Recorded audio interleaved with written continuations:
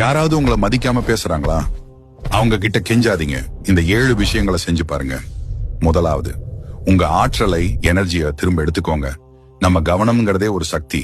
அதை வீணா போனவங்களுக்காக செலவு பண்ணாதீங்க. 2வது, அமைதியா இருங்க. எதுவும் சொல்லாதீங்க. சண்டை போடுறதை விட அமைதியா இருக்கிறது தான் பெரிய சக்தி. நீங்க இல்லைங்கிறது அவங்களுக்கு அப்பதான் புரியும். 3வது, உங்க மன அமைதியை பத்திரமா பாதுகாத்துக்கோங்க. மத்தவங்க டென்ஷனா இருக்கிறது உங்க தலையெழுத்து இல்ல. உங்க மனசை ஒரு கோட்டை மாதிரி பாதுகாத்துக்கோங்க.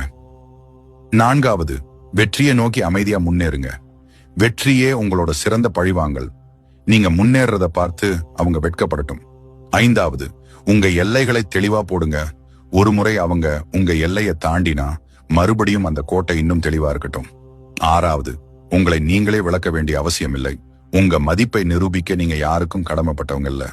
7வது, அமைதியா அவங்க கிட்ட இருந்து விலகிடுங்க.